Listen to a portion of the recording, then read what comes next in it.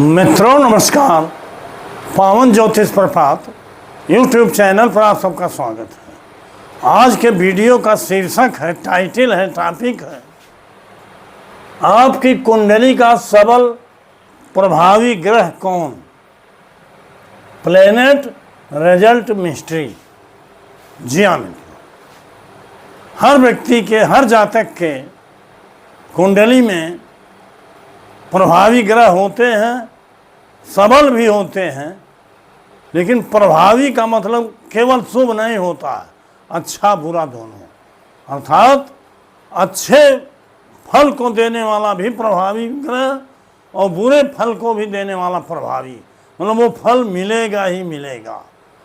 सबल ग्रह, जो सबल ग्रह होता है वही अच्छे दोनों बुरे दोनों फलों को प्रभावी रूप से देता है। अब आज हम इसी विषय पर विचार करेंगे, वीडियो दिए हैं, जानेंगे। इसका अंग्रेजी में हमने लिखा प्लेनेट रिजल्ट मिस्ट्री, अर्थात ग्रह फल रहस्य। ग्रह के फल का रहस्य क्या है?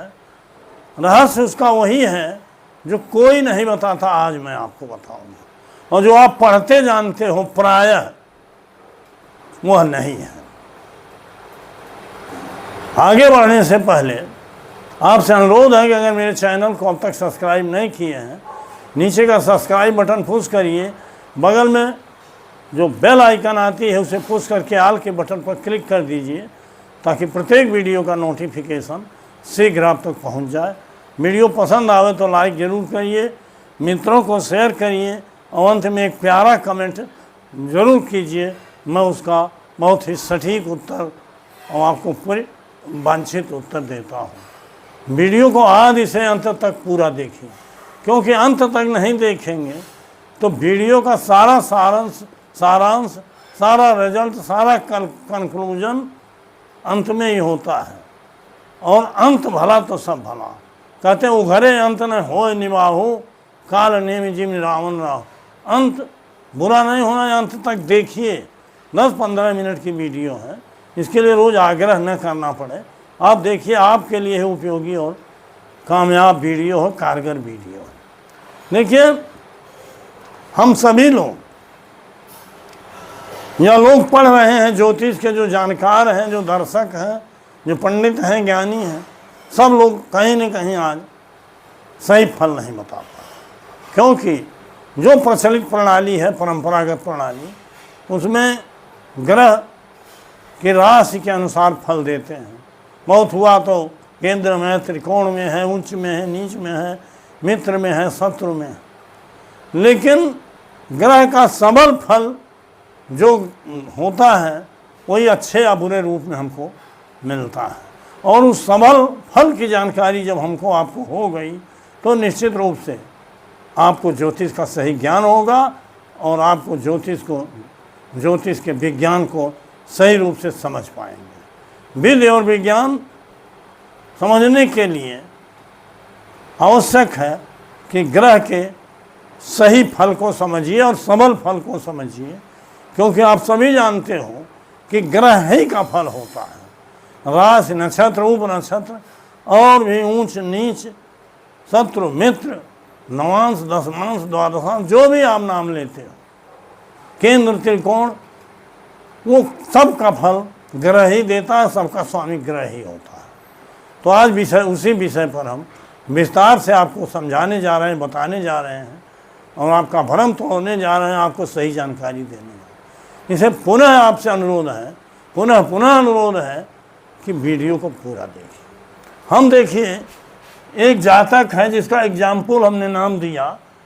इसका डेट ऑफ बर्थ है 11 जुलाई 1998, टाइम ऑफ बर्थ है 5:40 AM, प्लेस ऑफ बर्थ है Bansi, district Siddharthnagar, UP, India, मैंने जहाँ मैं हूँ।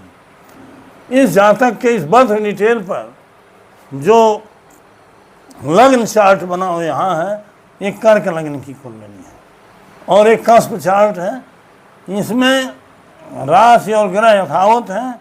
कस्प कुंडली में ग्रह तो उन्हीं भावों में है, लेकिन राशियाँ देखो, 4 के बाद 5 आया, फिर 6 के बाद 7 आया, 8 आया, 8 के बाद 10 आया, 9 गायब हो गए। और इसी प्रकार 10 फिर आया, 11 आया, 12 आया, 1 आया और 3 गायब हो गई, 2 आया। तो ये क्यों ऐसा होता है? इसलिए कि आपको सही फल की जानकारी मिल सके और ग्रह कैसे सबल फल देता है, इस पर आज हम इसके रहस्य को खोलेंगे। आप सभी जानते हो, देखो यहाँ बृहस्पति मीन राशि में बैठा, तो जो प्रचलित प्रणाली है उसमें कहेंगे वो कर्क लग्न की कुंडली है और बृहस्पति मीन में स्वगृही है, त्रिकोण में है, बहुत शुभ फल देगा। यहाँ देखो शुक्र 11वें भाव में वृषभ राशि में, ये होगा अपनी स्वराशि का 11वें भाव में शुक्र है, तो बहुत बढ़िया फल देगा। लेकिन मित्रों, ये सबल फल नहीं है। यहाँ देखो लग्न में बुध है, सप्तम में चंद्रमा है, ये भी केंद्र स्थान है। तो केंद्र त्रिकोण ऊंच नीच का करके कभी कभी तो हम कुछ लहा ले जाते हैं, लेकिन फल सही नहीं होता और अंत में आपको, हमको या जो हमारे पास क्लाइंट है जानने आया है, उसको निराशा हाथ लगती है और कहीं न कहीं वो ज्योतिष को भ्रामक समझता है, झूठा समझता है या हमारे ज्ञान को अधूरा समझता है। इस नाते आज हम, चूँकि केपी के द्वारा हम फल बताते हैं और केपी ही एक ऐसा माध्यम है जिसमें ग्रह के सही फल को बताने के लिए नक्षत्र बल महत्वपूर्ण माना गया है। ग्रह जिस राशि में है उसमें 2.25 नक्षत्र होते हैं, तो ग्रह किस नक्षत्र में बैठा है, किस उप नक्षत्र में है, किस उप नक्षत्र में है, इसका ज्ञान हमको केवल केपी के माध्यम से हो सकता है। बाकी प्रचलित ज्योतिष में नहीं है, और प्राचीन ज्योतिष जो थी उसमें और भी तमाम विधाएँ थी ग्रह के सबल फल को समझने के लिए, लेकिन उसको भी हम शायद छोड़ दिए हैं, केवल लग्न कुंडली पर आ गए हैं। ये नाते जब मैं देता हूँ लग्न और कष्ट कुंडली साथ में। मित्रों, यहाँ हम विचार करेंगे उसी सबल फल का, आज केवल विचार करेंगे। हम भले राहु केतु के बारे में कहते हैं, दृष्टि है, ज्योति है, राशि है, नक्षत्र, लेकिन आज उस पर चर्चा नहीं करेंगे। ग्रह का सबल फल चाहे अच्छा हो या बुरा, लेकिन सबल वो महसूस हो, फील हो, अनुभव, वो कैसे मिलता है, इसकी जानकारी आपको जरूरी है। हमने तो ऐसा भी देखा कि दशा सही, अंतर दशा सही, लेकिन प्रत्यंतर दशा मात्र 1 महीना 1.5 महीना अशुभ होने के नाते, प्रभावी सबल फल होने के नाते वो 2 महीने का समय ही कष्टकर हो गया, संघर्षपूर्ण हो गया। और महादशा, अंतरदशा और प्रत्यंतर सब निर्बल ग्रहों का है या सबल फल देने वाले ग्रहों का नहीं है, तो कैसा होगा? तो मित्रों, सबल फल तो रहेगा, लेकिन अच्छा रहेगा कि बुरा, ये निर्भर करता है ग्रह के नक्षत्र बल पर। बता रहा हूँ, ग्रह किस राशि में है उसका फल वो देता है, निश्चित रूप से देता है, लेकिन वो 2 नंबर का फल देता है। नंबर 1 अव्वल का फल देता है जिस नक्षत्र में होता है उसका। आज हम नक्षत्र तक ही बात करेंगे, उप नक्षत्र तक भी जाएंगे तो बड़ी देर हो जाएगी, बड़ा लंबी वीडियो हो जाएगी। बहुत विषय में हमने समझाया है कि उप नक्षत्रों का भी कम्बिनेशन बैठा लीजिए, परामर्श ले लीजिए, लेकिन आज हम केवल इस पे बात करेंगे, नक्षत्र पे। राहु केतु के भी नक्षत्रों पर ही बात करेंगे, उनकी दृष्टि ज्योति पर बात नहीं कर।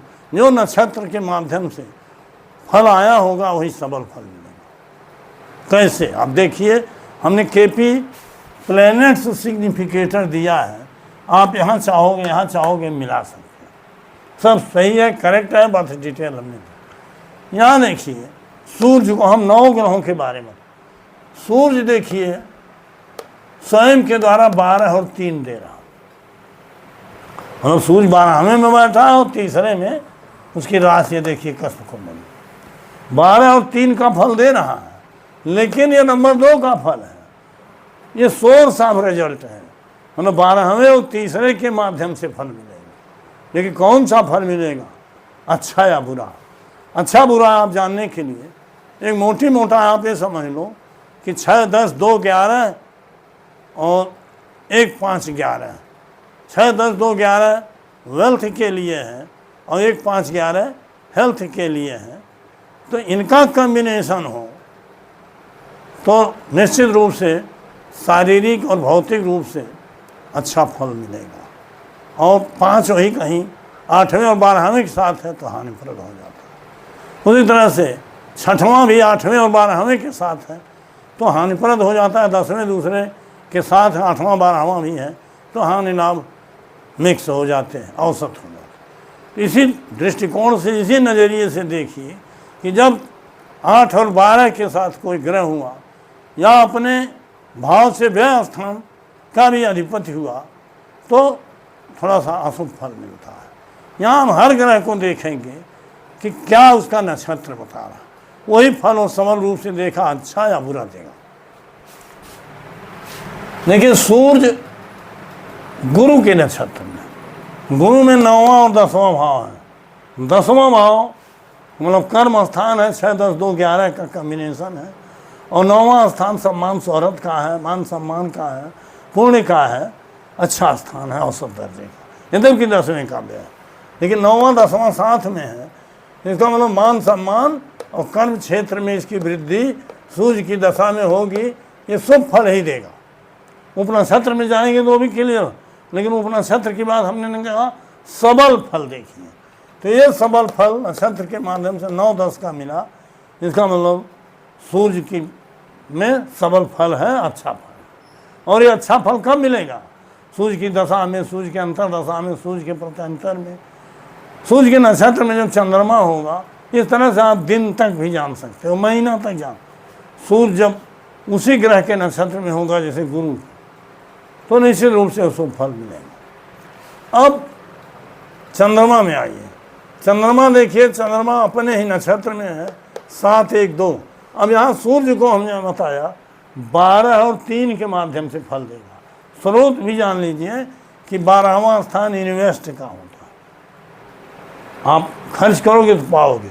और तीसरा स्थान मीडिया द्वारा, पुरुषार्थ द्वारा, पराक्रम द्वारा, हाथ द्वारा, लेखन द्वारा, भाई बहन द्वारा, इससे आपको प्रगति होगी, जिससे 12वां और तीसरा देखा जाता है। जेल, अस्पताल, शमशान, जो भी 12 में देखा जाता है, विदेश, इन्वेस्ट में इसका प्रयोग करके आप तो शुभ फल 9वां 10वां है। सूर्य अच्छा ग्रह है और प्रभावी सबल फल, सबल प्रभावी फल सूर्य देगा। अब चंद्रमा देखो अपने नक्षत्र में है, चंद्रमा में 7, 1, 2 है, अर्थात 7, 1, 2 के माध्यम। सप्तम स्थान व्यापार का भी होता है, पत्नी का भी स्थान होता है। पहला स्थान अपना स्वयं का होता है, दूसरा स्थान धन का भी होता है, कुटुंब का होता है। तो पत्नी द्वारा, व्यापार द्वारा, कुटुंब द्वारा, स्वयं द्वारा ये तो मिलेगा सोर्स, लेकिन अब अपने ही नक्षत्र में है, किस तरह से इसका उप नक्षत्र स्वामी नक्षत्रेश होगा, वही सबल फल देगा नक्षत्र के माध्यम। वो मंगल में कौन कौन भाव है? 12, 6, 11, अर्थात 6, 11 आ गया है, गुड है। और 12वां भाव भी आया है, इसका मतलब इन्वेस्ट भले कराएगा या विदेश से देगा, इन 6, 11 आने से चंद्रमा अपने ही नक्षत्र में होते हुए मंगल का नक्षत्र फल मिलेगा, सबल फल ही मिलेगा। और यही फल प्रभावी होगा जीवन भर। जब भी चंद्रमा का पीरियड आएगा, चंद्रमा की दशा, अंतर दशा, प्रत्यंतर दशा, चंद्रमा का नक्षत्र या जो भी आएगा उसमें प्रभावी फल मिलेगा। यहाँ देखिए मंगल है, मंगल में स्वयं में 12, 6, 11 है। 12 माने विदेश, व्यय, 6वां नौकरी से, 11वां मित्र से, सार्वत्रिक लाभ से। और चूंकि मंगल राहु के नक्षत्र में है, यहाँ हम राहु के अन्य विषयों पर ध्यान नहीं दे रहे हैं, केवल नक्षत्र बल की बात कर रहे हैं। अब राहु में देखिए 2 और 3 है, अर्थात द्वितीय भाव है, तो दो होने के नाते मंगल में 6, 11, 2 आ गया। 2, 6, 10, 11 में से कोई भाव आया है, अर्थात आर्थिक उन्नति होगी। और तृतीय स्थान आपके पुरुषार्थ पराक्रम में वृद्धि होगी। और तृतीय भाव से जो चीज़ें देखी जाती हैं उसमें वृद्धि होगी, द्वितीय स्थान वृद्धि का हो। अब बुध को देखिए, बुध में 1 और 4, एक माने स्वयं लग्न, और 4 माने होता है शिक्षा, माता, भूम, भवन, वाहन, जो भी आप समझते हैं। तो इसके माध्यम से बुध अपने ही नक्षत्र में है। इस नाते शुक्र को देखिए, शुक्र में 11, 5, 12 आया। यहाँ 1 आया है, यहाँ 5 आया, यहाँ 11 है। स्वास्थ्य के लिए भी अच्छा है, और 11वां तो जहाँ आ गया सबके लिए अच्छा है। तो बुध में भी बहुत अच्छे भाव तो नहीं थे धन के लिए, लेकिन 5, 11 जो शुक्र में आया, इसके नाते बुध भी अच्छा हो गया। इस नाते बुध का जब भी समय आएगा, चाहे दशा, अंतरदशा, प्रत्यंतर, बुध के नक्षत्र में सूर्य होगा या चंद्रमा होगा, तो उस समय अच्छा फल मिलेगा, प्रभावी फल मिलेगा। बुध में भी अच्छा फल है। हम देख रहे हैं कि किसमें खराब फल है। यहाँ बृहस्पति को देखिए, बृहस्पति शनि के नक्षत्र में है। बृहस्पति माने गुरु, 9, 10 भाव इसमें है। शनि में भी 10, 7, 8, 9। अब नक्षत्र के माध्यम से बृहस्पति में 10वां भाव आया है, लेकिन 7, 8, 9 थोड़ा निगेटिव है। अप डाउन ये मामला रहेगा, अच्छा भी बुरा भी। अच्छे भी मिलेंगे, बुरे भी मिलेंगे। अर्थात बृहस्पति के समय में सबल फल जो मिलेगा, कभी कभी उन्नति होगी, कभी कभी नीचे गिरा देगा। अब शुक्र में आइए, शुक्र में 11, 5, 12 है स्वयं, मतलब 11वें भाव के द्वारा, बड़े भाई द्वारा, मित्र के द्वारा, या किसी अन्य लाभकारी योजना द्वारा। 5वां माने संतान के द्वारा, और 12वां माने व्यय, इन्वेस्ट, या विदेश, या कहीं किसी जगह जहाँ इन्वेस्ट होता है। इसके द्वारा आपको क्या मिलेगा? मंगल के नक्षत्र में, मंगल में 12, 6, 11, अर्थात 6 और 11 होने के नाते 6, 10, 2, 11 भी है, और 5वां भी है। इस तरह संतान द्वारा भी उन्नति होगी, हेल्थ की भी उन्नति होगी, धन की भी प्राप्ति होगी, जब शुक्र का पीरियड आएगा।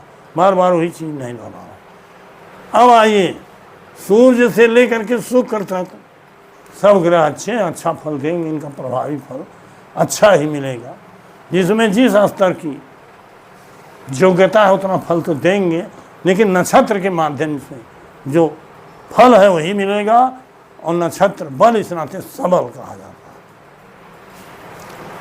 है। अब शनि में आप आइए, देखिए शनि देखिए 10, 7, 8, 9। शनि में स्वयं में 10 है, 7, 8, 9 निगेटिव भाव होते हैं, क्योंकि 9वां भाव भी 10वें का निगेटिव होता है। तो 10, 7, 8, 9 इन्हीं का माध्यम होगा। लेकिन केतु के नक्षत्र में ही शनि है, और केतु में 8, 7, 8, 9 बार बार हमने वीडियो में बताया है। 8, 7, 8, 9 है, जिसमें कोई पॉजिटिव भाव न 11 है, न 2 है, न 6 है, न 10 है, कुछ भी नहीं है। इन नाते आर्थिक स्थिति बहुत दयनीय होगी, संघर्ष बहुत करना पड़ेगा जब भी शनि का पीरियड इस जातक के जीवन में आएगा। वो चाहे नक्षत्र में आवे, जो लग्न में आवे, या दशा, अंतरदशा, प्रत्यंतर में आवे, उस समय फल अशुभ मिलेगा। भले महादशा, अंतरदशा अच्छे हैं और शनि का प्रत्यंतर आ गया, तब भी उस पीरियड में बुरा फल भोगना पड़ेगा, संघर्ष भोगना पड़ेगा, कष्ट भोगना पड़ेगा, परेशानी भोगना पड़ेगा, भय भोगना पड़ेगा, असफलता भोगना पड़ेगा, आदि आदि। अब राहु में आइए। राहु देखिए केतु के नक्षत्र में, राहु में भले 2, 3 है। कई राहु को हमने अच्छा माना था, यहाँ मंगल राहु में 2, 3 है, कुटुंब और पुरुषार्थ द्वारा। लेकिन राहु भी केतु के नक्षत्र में है। केतु में 8, 7, 8, 9 निगेटिव भाव आए हैं। इस नाते राहु का भी पीरियड इस जातक का खराब जाएगा। और इस जातक पर राहु का पीरियड देखिए चल रहा है 22/5/14 से 22/5/2032 तक, मतलब 11 साल बीता है, अभी 7 साल बाकी है। कहीं न कहीं ये संघर्ष कर रहा है, लड़ रहा है, उसको अच्छा समय नहीं मिल पा रहा। क्यों? कि राहु को केतु के माध्यम से बुरा फल दे रहा है। और फिर केतु में हम आते हैं। केतु किसके नक्षत्र में है? केतु राहु के नक्षत्र। केतु में 8, 7, 8, 9 स्वयं है, और राहु के नाते 2 आ गया है। थोड़ा सा आशा की किरण है, लेकिन बहुत अच्छी नहीं है, क्योंकि स्वयं के द्वारा राहु में भी गड़बड़ है, और नक्षत्र के माध्यम से 2 आया है। उपनक्षत्र को मिला के हो सकता है अच्छा फल हो, लेकिन राहु का और शनिश्चर का और केतु को भी मान लीजिए, क्योंकि छाया ग्रह हैं। और इनके विस्तार में अगर हम जाएं, इनका दृष्टि देखें, ज्योति देखें, नक्षत्र देखें, राशि देखें, हो सकता है ये लोग अच्छे फल दें। लेकिन जो प्रथम दृष्टिया हमारा मतलब है समझना कि नक्षत्र के माध्यम से सबल फल मिलता है, वही प्रभावी होता है, उसी को हम भोग करते हैं। और बकिया आप रटते रहो, केंद्र, त्रिकोण, मूल, उच्च, मित्र, शत्रु, इसका फल अनुभव नहीं होता है मित्रों। हम किसी व्यवस्था या किसी विधा की निंदा नहीं करते, आपको सही अवगत करा रहे हैं। क्योंकि जो फल कहने की पहले वाली व्यवस्था थी, उसके पीछे रहस्य दूसरा था। उस समय खोडस वर्ग की कुंडली बनती थी, ग्रह विंशोपक बल देखा जाता था, भाव कुंडली बनती थी, गोचर फल देखने के लिए अष्टक वर्ग, रेखाष्टक वर्ग हुआ, उसको सबको हमने छोड़ दिया और केवल लग्न कुंडली पर आ गए। क्योंकि लग्न कुंडली से केवल दृष्टि और ग्रह की स्थिति किस राशि किस नक्षत्र में है यही देखा जाता है। कहीं सहयोग लिया जा सकता है, लेकिन लग्न कुंडली से किस राशि में ग्रह बैठा है, चाहे किसी केंद्र त्रिकोण में बैठा, उसके किसी फल की अनुभूति नहीं होती। अगर अनुभूति होती तो 28 साल मैंने 1983 से 2010-11 तक उसी ज्योतिष का हमने अध्ययन किया और उसको छोड़ करके हम केपी की तरफ नहीं बढ़ा। ये नाते केपी मुझे अच्छी लगी और जो नई कोई व्यवस्था आती है उसको स्वीकार करना चाहिए। कहते हैं सार को गही रहे थोथा में, उसमें भी सार तत्व को गहिए, थोथा को उड़ा दीजिए, इसमें भी सार। तो दोनों के सार तत्व को गह करके ही, स्वीकार करके ही मैं वीडियो भी देता हूँ, फलादेश भी बताता हूँ, जिसको बताता हूँ उसको 100% परफेक्ट बताता हूँ, उसका लाभ हो रहा है। तो मित्रों, वीडियो लंबा न हो, इसी तरह से सबल फल जानिए, वही प्रभावी होता है, चाहे अच्छा हो या बुरा हो। जो ग्रह बुरा है उसका फल बुरा होगा, सबल रूप से प्रभावी होगा, वही फलित में आएगा।